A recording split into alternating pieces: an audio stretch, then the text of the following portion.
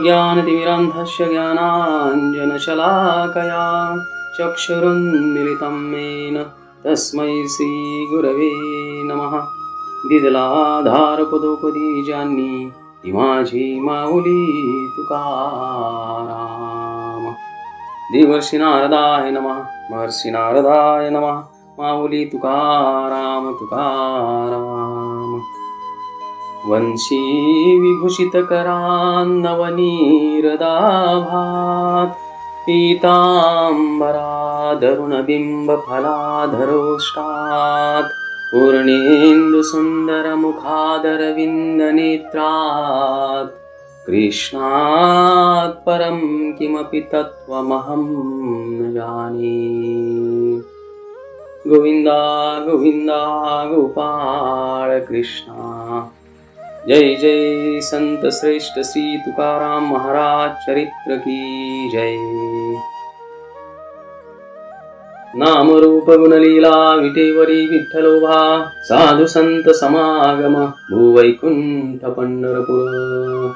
राधा कुंड श्याम कुंड प्रेमस्थळी गोवर्धन वंशी वट सेवा कुंज गोपिकांचा सखा कृष्ण।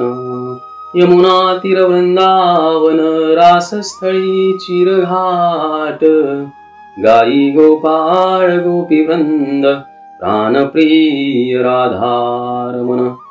प्राप्त झाले आपोआप तव कृपेचा प्रसाद शरण जाय तुकादास तुकयाच्या चरणास। माऊली तुकाराम तुकाराम तुकाराम तुकाराम तुकाराम। रामकृष्ण हरी हरे कृष्णा जय श्रीराम। भक्तिप्रेमानं परिप्लुत असलेल्या महाराजांच्या मंगलमय कथेमध्ये आपल्या सर्वांचं स्वागत। या भूतलावरती जेवढे म्हणून काय जीव आहेत, भूतलच काय पण अनंत ब्रह्मांडामध्ये जेवढे म्हणून काय जीव आहेत, मनुष्य मनुष्येतर प्राणी आहेत, पशु पक्षी वृक्ष इत्यादी अनेक योनीमध्ये अनेक जीव आहेत, त्या सर्वांच्या मध्ये एक आश्चर्यकारक एकता आहे। ती कोणती असेल तर सर्वच जीव एका गोष्टीची विशेष करून आशा करतात, किंबहुना त्याच गोष्टीसाठी त्यांचा सदा सर्वदा यत्न चालू असतो। आणि ती गोष्ट काय आहे तर आनंद। सर्वच जीवांची नैसर्गिक प्रवृत्ती ही आनंद प्राप्त करण्यासाठी आहे, सुख प्राप्त करण्यासाठी आहे। याला व्यवस्थित समजायचं असेल तर असं समजणं गरजेचं आहे की कोणत्याही जीवाचा प्रयत्न हा कधीही स्वतःला दुःख प्राप्त व्हावं म्हणून नसतो। याचाच अर्थ असा आहे की त्याची प्रत्येक चेष्टा ही सुखासाठीच असते, आनंद प्राप्त करण्यासाठीच असते, मग तो कोणताही जीव असो।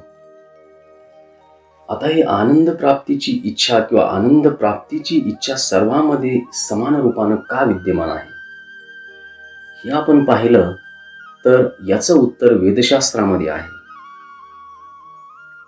आपण ज्या भगवंताचे अंश आहोत तो भगवंत आनंद आहे। श्रुती सांगतात रसो वैसहा रसम हिवाय लब्धा नंदी भवती किंवा आनंद ब्रह्मेती विजानात। तो भगवंत तो श्रीकृष्ण हाच आनंद आहे आणि त्याला प्राप्त केलं की आपण आनंदी होतो।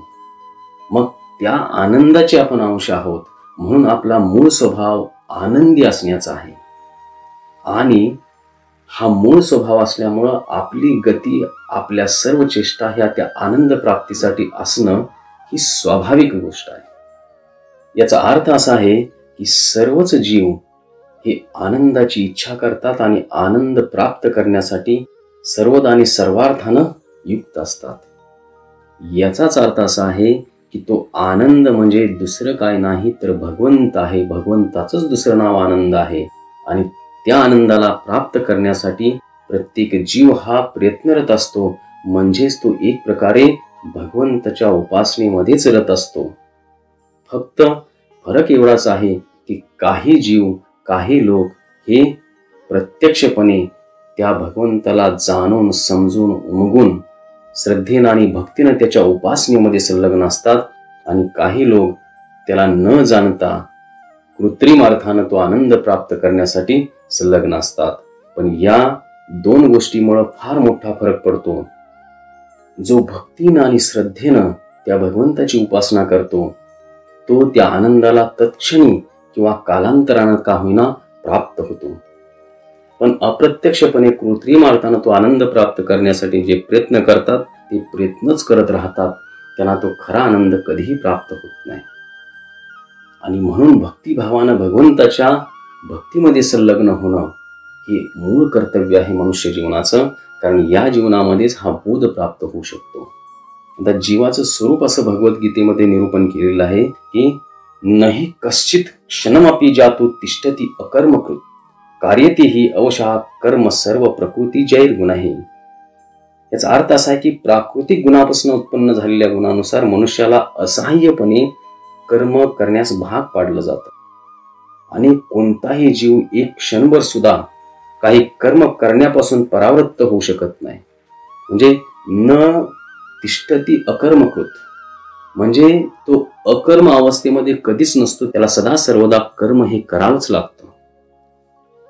किंबहुना तो शारीरिक कर्म करत नसेल तर वाचिक करतो, वाचिक नसेल तर मानसिक करतो, कारण स्वप्नामध्येही त्याचं कर्म चालू असतं. अशा प्रकारे तो सदा सर्वदा कोणतं ना कोणतं तरी कर्म करत असतो.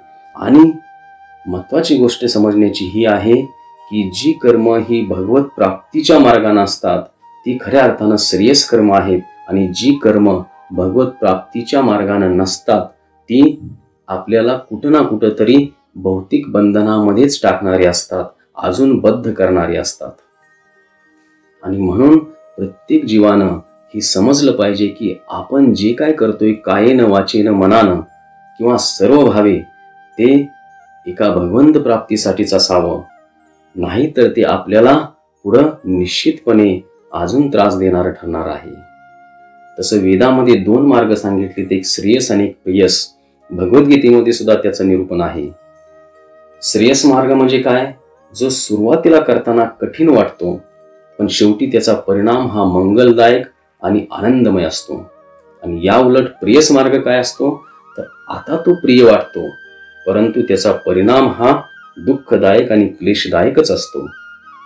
आणि हा श्रेयस मार्ग आपल्याला भगवंताकडे घेऊन जातो आणि प्रेयस मार्ग हा निम्न योनीमध्ये घेऊन शेवटी नरकामध्ये टाकतो. आणि म्हणून जीवानं श्रेयस मार्गाचंच अनुशीलन करणं गरजेचं आहे.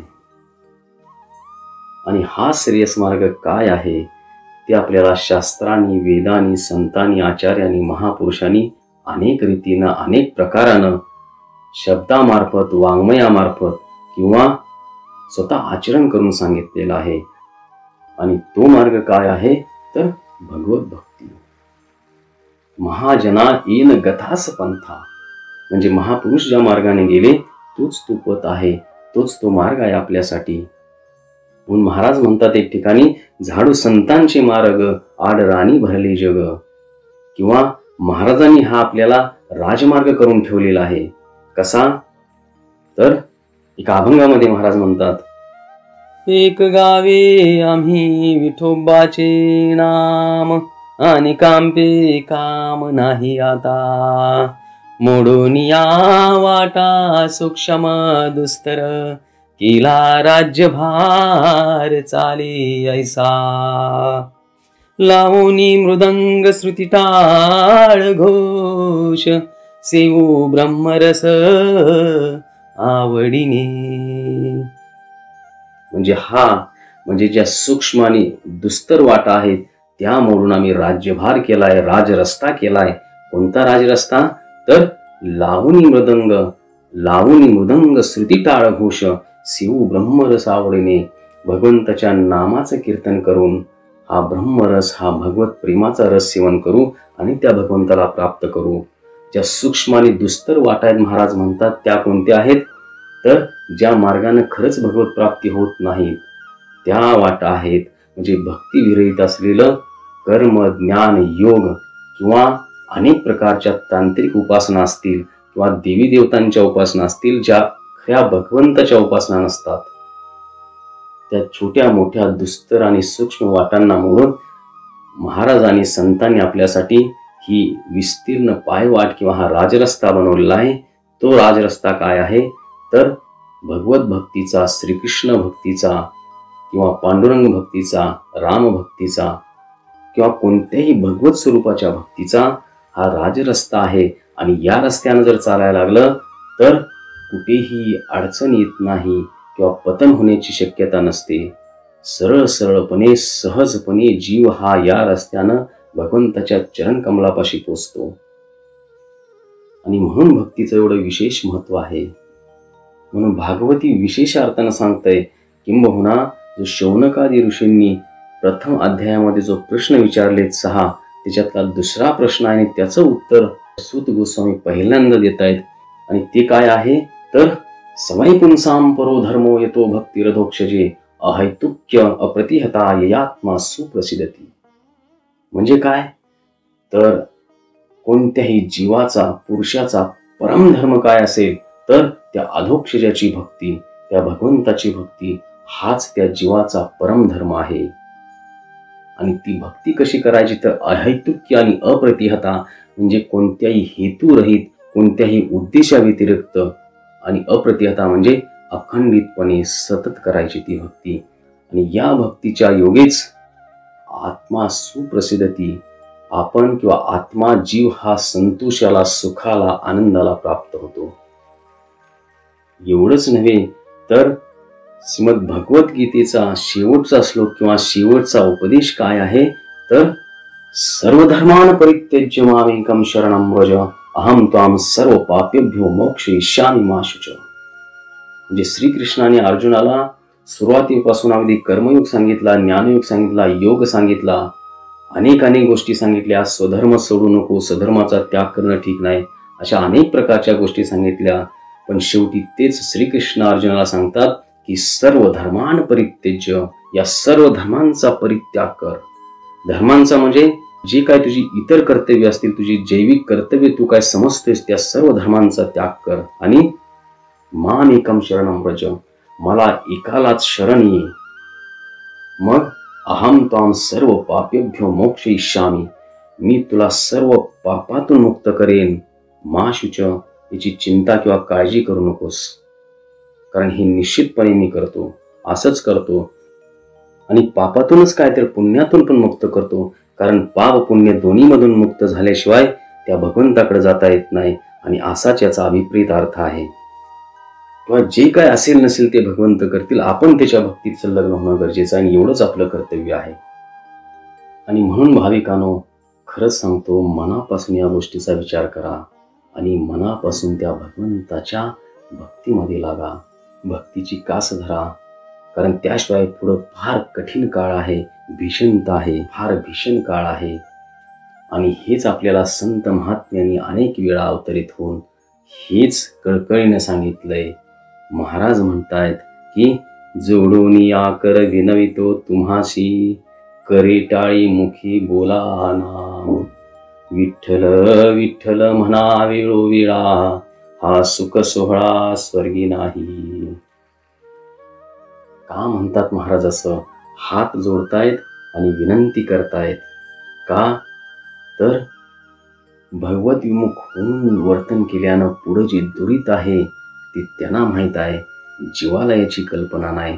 त्यामुळे जीव हा अज्ञान अंधकारात आहे आणि अजून भीषण अवस्थेमध्ये जाण्याची शक्यता आहे.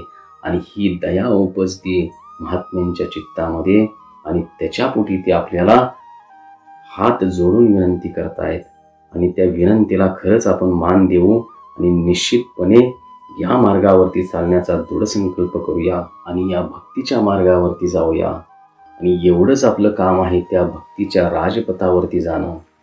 पुढचं काम संत आणि भगवंत, भक्त आणि भगवंत करून घेतील आणि आपल्याला त्यांच्या जवळ बोलवतील.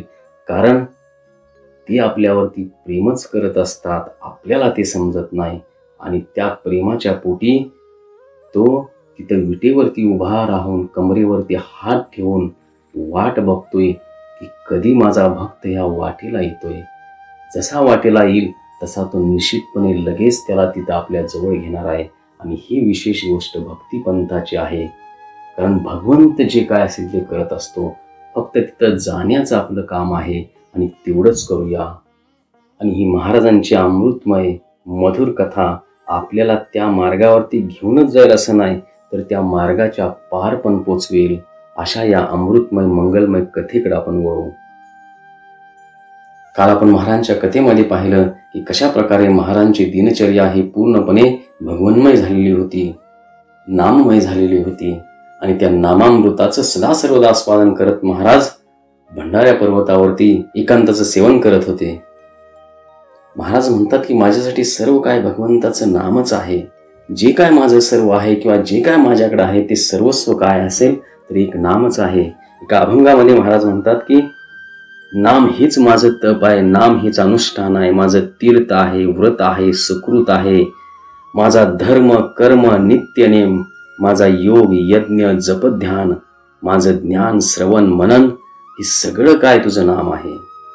माझं निदध्यासन कुळाचार कुळधर्म नित्यनेम आचार विचार हे सर्व काही तुझं नामच आहे आणि त्याशिवाय दुसरं काय माझं नाही किंवा त्याशिवाय वेगळं माझं दुसरं असं काय नाही. आणि ही नामाची गोडी या अवस्थेला जाते की पुढे एक ठिकाणी महाराज म्हणतात न लगे देवा तुझे आम्हाशी वैकुंठ सायुज्याचा पट न लगे दे तुझे नाम मज सर्व काळी मागे वनमाळी हेची तुझ. म्हणजे ती गोडी एवढी अवीट आहे या नामामृताची की त्यासाठी तुझं वैकुंठ पण नको किंवा तुझा सायुज्याचा पट पण नको, काही नको, आम्हाला तुझं धाम सुद्धा नको. कारण आम्ही ज्या नामामृताचं सेवन करतोय ते खरंच अतिशय उच्च आणि फार पुढचं आहे आणि अशी या नामामृताची गोडी आहे ती महाराज अनुभवत होते. म्हणून एक ठिकाणी म्हणतात पण सेवितो हा रस वाटितो अनिका घ्या रे हो नका रानभरी विटेवरी ज्याची पाऊले समान तुची एकदान शूरदाता. आता ही अवस्था तेव्हाच होते खऱ्या अर्थानं अनुभूती येत असते नामामृताची, हृदयामध्ये प्रेमाचा कल्लोळ उठलेला असतो. तेव्हा असं वाटतं की हे जग सगळं आडरानाला भरलेलं आहे, त्यांनी सुद्धा या नामामृताचं आस्वादन करावं. आणि ह्याच भावनेतनं महाराज म्हणतात की सेवितो हा रस वाटितो अनिका घ्या रे होऊ नका रानभरी होऊ नका आणि त्या भगवंताच्या नामामृतातला रस आस्वादन करा. तोच काय तो विशेष आहे आणि तेच काय ते प्राप्तव्य आहे. आणि या नामाचा एवढा का महिमा आहे हे जर खरं सांगायचं असेल तर अनेक शास्त्रवचन आहेत, अनेक आचार्यांनी नामाचं महात्म्य माधुर्य सर्व काय वर्णन केलंय, अनुभवलं पण आहे. अनेक विधान आहेत, अनेक प्रमाण आहेत, पण एक प्रमाण महाराजांचं तुम्हाला सांगतो जे खरंच त्या नामाचं महत्व सांगेल. महाराज एका अभंगामध्ये म्हणतात आम्ही हरीचे सवंगडे जुने ठाईंचे विडे बागडे हाती धरुनी कडे पाठी सवी वागविलो निद्रा करिता होतो पायी सवीची लंका घेतली तई वानरे गोवळ गाई सवी चारित फिरत सो. म्हणजे महाराज सांगतायत की आज आम्ही या मर्त्य लोकात आहोत, या देहानिशी तुम्हाला दिसतोय, पण आम्ही खरे असे नाही. आम्ही हरीचे सवंगडे जुने ठाईचे विडे बागडे आणि त्याच्या हाती धरुणीकडे पाठी सवी वागविलो. आम्ही त्या श्रीकृष्णाचे सवंगडी आहोत आणि गोपाळ रूपातनं त्याच्याबरोबर सख्य भावातनं आम्ही खेळलोय, नाचलोय, हुदुडलोय, त्याच्या पाठीवरती बसलोय, त्याला खांद्यावरती घेतलंय. त्यानं भगवत्ता विसरली, आम्ही भक्त पण विसरलं आणि सख्यत्वानं एकमेकाशी खेळलो, सख्यत्वानं एकमेकांनी प्रेमामृताचा अनुभव घेतलाय. लंका घेतली तेव्हा आम्ही त्याच्याबरोबर होतो आणि गोपाळ होऊन गायी चारत असताना आम्ही त्याच्याबरोबर फिरत होतो. अशी आहोत आम्ही आणि ते आम्ही आता या मृत्यू लोकात आलोय. आणि आता आम्हाला काय पाहिजे तर आम्हा नामाचे चिंतन रामकृष्ण नारायण तुका म्हणे क्षण खाता जीविता न विसंभो. आणि असे आम्ही सदा सर्वदा त्याच्याबरोबरच असतो, आताही आहे, तेव्हा त्याच्या प्रकट रूपातनं गोप रूपातनं होतो. आणि आता आम्ही त्याचा संग कसा करतोय, प्रकट रूपातनं ह्या नामानं करतोय, ह्या नामचिंतनानं करतोय, ह्या नामस्मरणानं करतोय, ह्या नाम संकीर्तनानं करतोय. म्हणून आता आम्हा नामाचे चिंतन रामकृष्ण नारायण आणि म्हणून तुका म्हणे क्षण खाता जीविता न विसंभो. आणि म्हणून आम्ही त्या नामाला नामामृताला कुठल्याही क्षणी विसंबत नाही, कारण त्याचा संग हा परमोच्च आनंदाचा संघ आहे आणि तो आम्ही विसंबत नाही. नव्हे तो संघ आम्हाला सुटूच शकत नाही, कारण त्याची एवढी सलगी, एवढी आवड, एवढी प्रीती आहे की तो सोडल्यास सुटूच शकत नाही. आमचा स्वभावच आहे त्याच्या संघानं राहण्याचा, आणि तो संघ इथं मर्त्य लोकात आम्ही त्याच्या नामानं करतोय, कारण त्याचं नाम आणि तो याच्यामध्ये भेद नाही आणि आम्हाला तोच संघ इथं प्राप्त होतोय त्या नामानं. आणि म्हणून नामाचं महत्व आहे. हे या अभंगात जे महाराजांनी सांगितलंय ते इतरत्र एवढ्या प्रकटपणे पाहायला मिळणं फार अवघड आहे.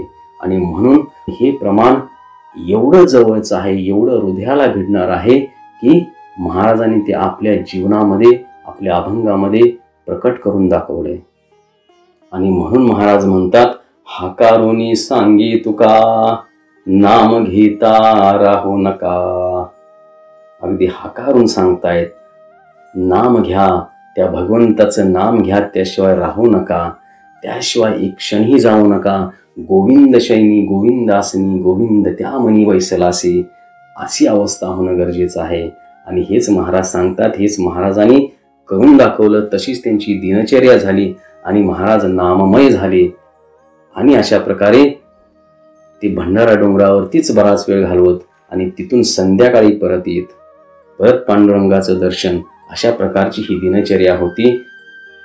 आणि अशाच प्रकारे एक दिवस महाराज इंद्रायणीच्या तीराला, जिथं एक ठिकाणी कर्जेंची फार झाडं होती आणि त्यामुळं ते ठिकाण अतिशय निवांत आणि शांत होतं, अशा ठिकाणी एकांत बघून महाराज भजन करत होते. आणि तेव्हा काय घडलं तर तिथं ज्या शेतकऱ्याचं शेत होतं तो सहजपणे तिथं आला आणि महाराजांना पाहून तो काय म्हणतोय तर, म्हणे तुका शेट ऐका वचन, माझ्या शेती पैसा राखण, अर्ध मनदाने तुम्हाशी देईन, कुटुंब रक्षण करावया. सहज रिकामे बैसला घरी, संसार चालील कैशा परी, तरी शेती बैसोनी निरंतरी, येथेची हरी भजावा. आणि तो शेतकरी काय म्हणतोय तर, माझ्या शेताला राखण बसा, तुम्ही नाहीतरी संसारापासून उदास झालाय आणि रिकाम बसलाय, संसार कसा चालणार, कुटुंब रक्षण कसं होणार. तसंच रिकाम बसलाय, त्याऐवजी माझ्या शेताला राखण बसा, दोन्ही कामं होतील, माझं शेती राखलं जाईल आणि तुम्हाला त्याचा मोबदला म्हणून मी अर्धमन काहीतरी धान्य देईन. आणि जागा पण निवांत आहे, तुम्ही हरिभजन करू शकता इथं निवांतपणे.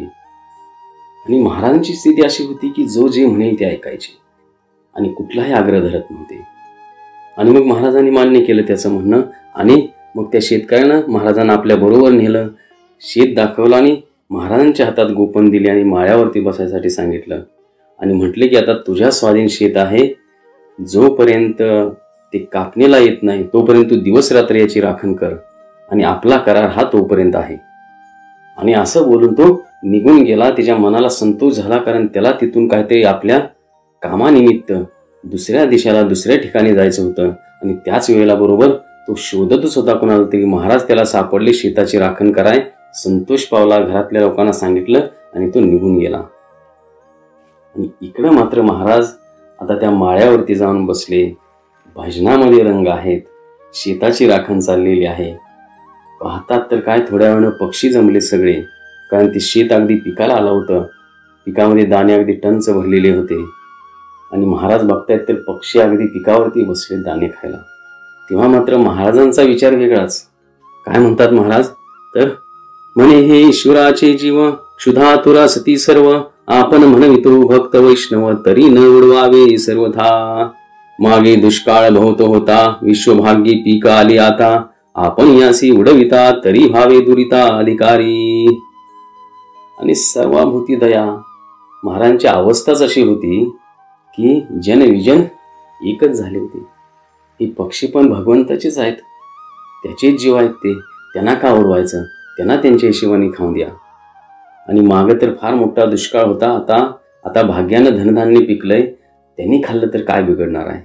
आणि अशा प्रकारे महाराज मात्र निवांत राहिले, पक्ष्यांना उडवली नाही आणि काय नाही. जेव्हा 2 प्रहर दिवस झाला, दुपारची वेळ आली, तेव्हा महाराजांना असं वाटलं की आता खाऊन खाऊन दमले असतील. आता पक्ष्यांना काय म्हणतात तर, आता वेळ झाली, तुम्ही आता पाण्याला जावा, पाणी पिऊन या इंद्रायणीला. आणि महाराज मात्र हरिनाम घेत माळ्यावरती निवांतपणे भगवंताच्या नामामध्ये तल्लीन झाले. आता महाराजांची सवय अशी होती की घरी काय सांगत नव्हते, जे येईल ते करत राहायचे. घरी माहीतच नाही महाराज इकडे बसलेत. पण आवली मात्र महाराज जेवल्याशिवाय जेवायची नाही. त्यामुळे ती शोध करायला लागली महाराज कुठे आहे.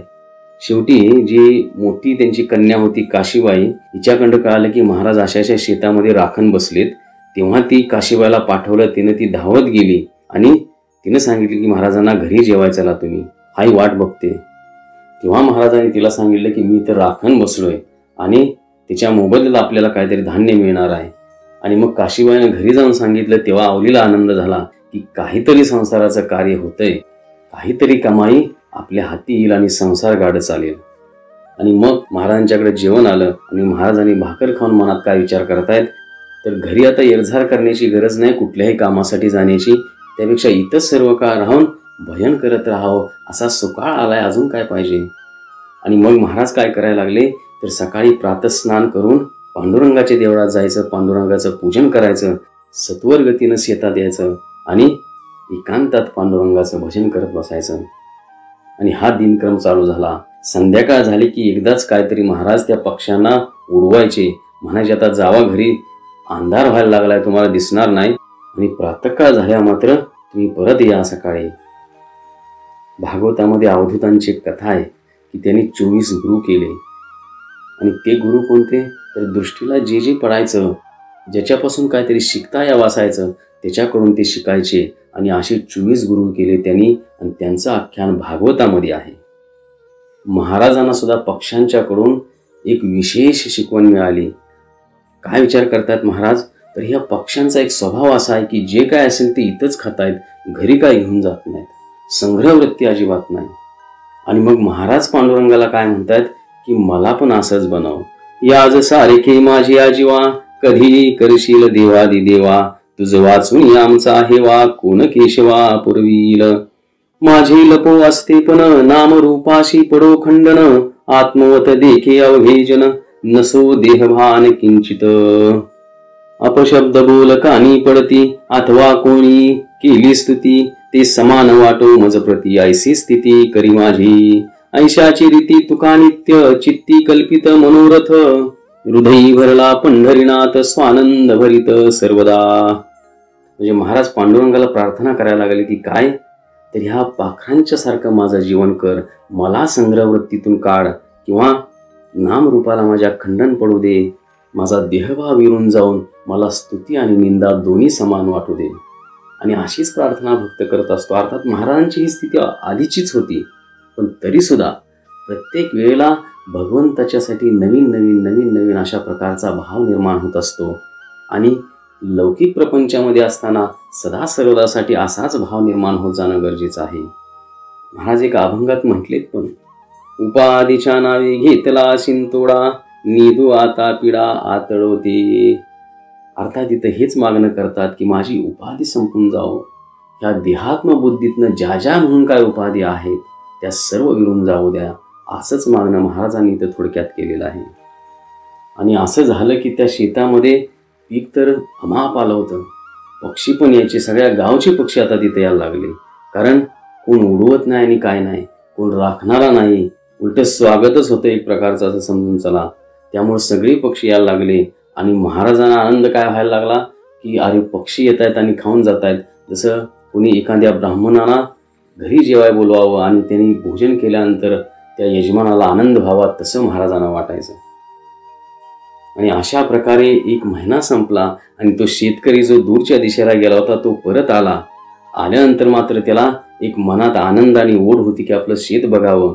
तो लगेचच शेतात आला आणि येऊन काय पाहतोय, तर जसा तो आला तसे पक्षी सगळे भुरकन उडाले आणि सगळ्या त्या पिशाच होत्या, काही कणसाला दाना शिल्लक नव्हता.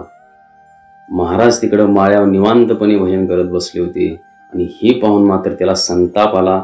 त्यानं शेताचे चारी कोपरे चारदा बघून फिरून झालं तर कुठंही कणसामध्ये दाना शिल्लक नाही. सगळं काय ते पक्ष्यांनी यथायोग्यपणे खाऊन टाकल्यासारखंच होतं. अगदी तुरळक काहीतरी थोडेसे दाणे असतील एवढंच. आणि मग तो महाराजांना असेल नसेल ते अपशब्द बोलला आणि शेवटी महाराजांना मनगटाला धरून त्यानं गावात नेलं. कारण आता न्याय केला पाहिजे, काहीतरी प्राप्तव्य झालं पाहिजे. शेवटी महाराजांना घेऊन गेला गावामध्ये. पाटील कुलकर्णी बसले होते तिथं आणि सगळी आद्यंत वृत्तांत त्यांना सांगितला. आणि मग त्या पाटील कुलकर्णी यांनी महाराजांना विचारलं ग्रामस्थांनी. तेव्हा महाराजांनी जे आहे ते सगळं खरं सांगितलं. कारण ज्याच्या वाचीशी असत्यमुळं अनुमात्र विटाळ स्पर्शेना. भगवत भक्तामध्ये असत्यपणा कसा असू शकतो? असण्याचाच संभव नाही. त्यामुळे महाराजांनी सांगितले की मला राखण यांनी ठेवलेलं होतं, एवढं धान्य देतो म्हणून सांगितलं होतं. पण पक्षी यायचे, अन्न खायचे, धान्य खायचे, ते मला मात्र काय त्यांना हलवावं वाटलं नाही. कारण ते 4 दाणे खात होते आणि जात होते. माझ्या चित्ताला असं वाटलं की त्यांना याच्यापासून उपेक्षित करणं ठीक नाही. आणि मी मात्र त्यांना हांटलंच नाही, त्यांना कधी परत घालवलं नाही. आणि हे ऐकून मात्र सगळे गावकरी हसायला लागले. आणि तो शेतकरी मात्र संतापला. गावकऱ्यांना म्हणला मी शेत सरा वगैरे तर देणारच नाही आणि इथनं पुढेही कधी देणार नाही. तेव्हा मात्र गावकऱ्यांच्या डोक्यात विचार आला की काहीतरी केलं पाहिजे. त्याला विचारलं की तुझ्या शेतामध्ये किती धान्य होतं दरवर्षी ते सांग. तेव्हा त्या शेतकऱ्याने उत्तर दिले की 2 खंडी तरी होतच होतं. त्यामुळं आता गावकऱ्यांनी एक प्रकारे न्याय असा केला की याला 2 खंडी धान्य कसं तरी मिळवून द्यायचं. पण महाराजांच्याकडे काहीच ऐवज नाही हे सगळ्यांना माहीत होतं.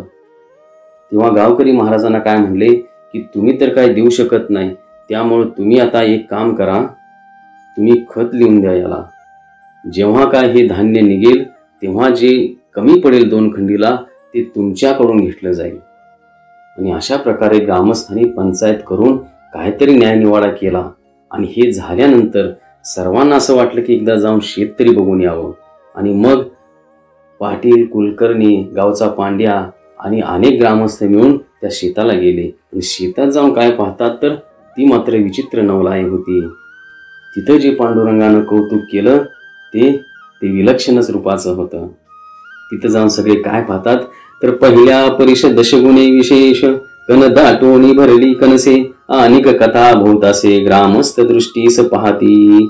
पक्षियांचा दंश पाही कुठे न दिसे की ठाई देखोनी विस्मित झाले सर्वही म्हणती नवाई आगाध हे. आणि पांडुरंगानं हे असं नवल केलं. 1-2 तासाचा काहीतरी वेळ गेला असेल. त्या काळामध्ये त्या कंसामध्ये सर्व दाणे परत आले. नुसतेच आले नाही तर 10 पटीनं आले. आणि तो शेवटी कर्तुम अकर्तुम अन्यथा कर्तुम आहे, त्याला काय करणं अवघड आहे. भक्तासाठी काही करत असतो. ऐसे अनन्य योगी विकले जीवे मनी अंगे तयांचे काही एक सांगे ते सर्व मी करी. असं आहे ते. पिशाची कणसे झाली साची हे तो करणी विठोबाची देवाशी चिंता तुकयाची प्रचिती त्याची आली की. आणि ज्या काय पिशा फक्त राहिल्या त्या कणसाच्या त्याची कणस झाली, त्याच्यामध्ये दाणे आले. ही विठोबाची पांडुरंगाची करणी आहे. का तर तुकयाची चिंता देवाशी, महाराजांची चिंता त्या पांडुरंगाला आहे. भगवंताला त्या भक्ताची चिंता असते. आणि त्याची रोकडी प्रचित आली सर्वांनी उघड दृष्टीनं पाहिलं की काही काळापूर्वीच ज्या शेतामध्ये काहीच नव्हतं, फिर्याद घेऊन आला होता शेतकरी, तेच शेत आता धान्यानं भरून आलेलं आहे. तेव्हा तो शेतकरी म्हणायला लागला की आता खत फिरवून द्या, मला नको असं. पण ग्रामस्थ म्हणले की आता न्यायनिवाडा झालाय, आता जर परत फिरवलं तर आमचा शब्द परत कोण पाळेल, त्याप्रमाणे आता काय करावं असं सर्वांना कळेना. तेव्हा सर्व मित्रांनी पाटील, कुलकर्णी, पांड्यांनी असा मिळून एक निर्णय घेतला की जे काय या शेतात पिकेल त्याच्यातले 2 खंडी त्या शेतकऱ्याला देव करायचे आणि उरलेले महाराजांना देऊन टाकायचे.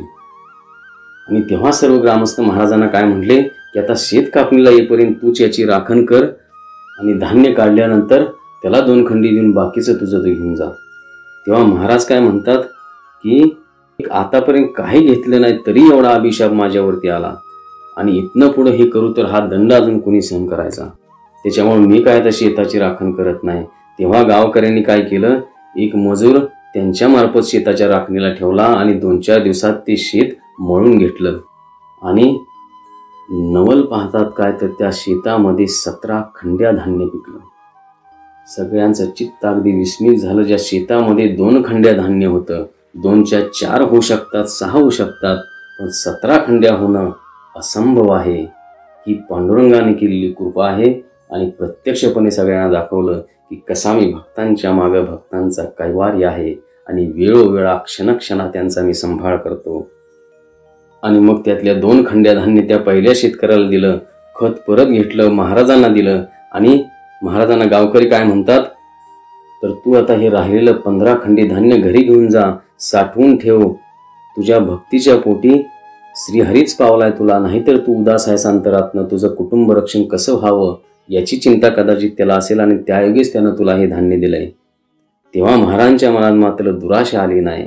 इथं महिपती बाबा फार महत्वाची गोष्ट सांगतात.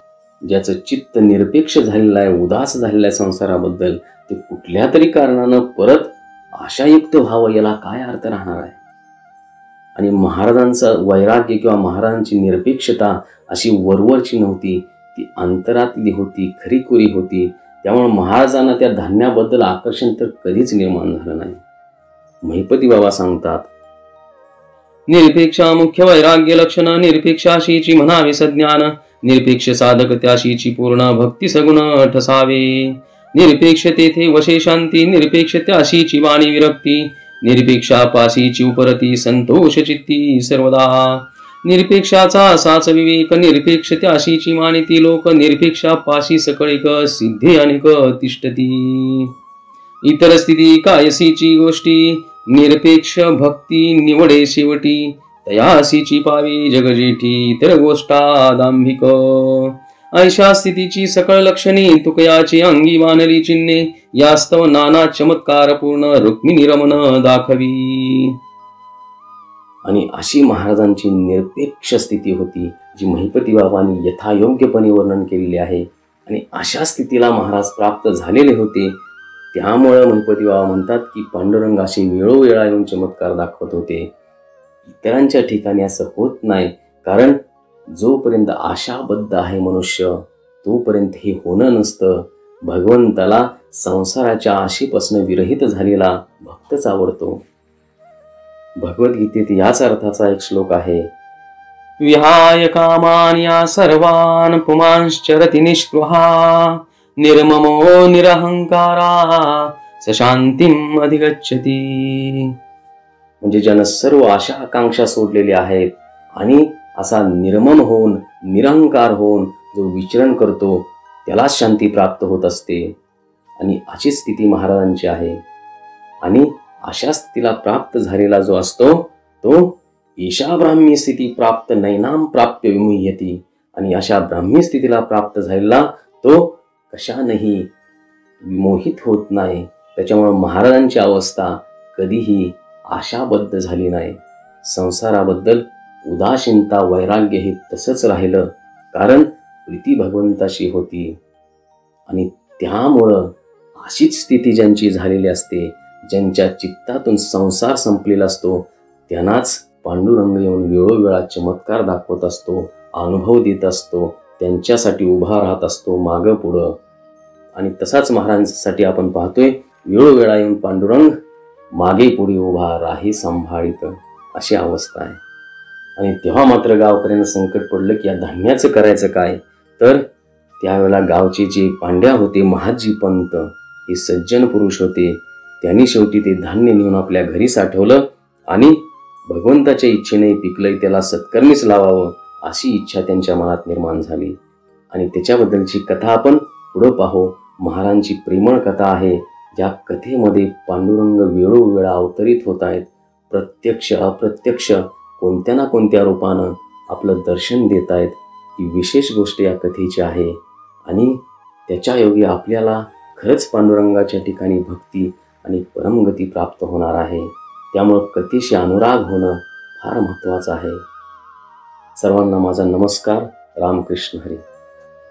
नाम रूप गुणलीला विटेवरी विठ्ठलोभा, साधु संत समागम भूवैकुंठ पंढरपूर.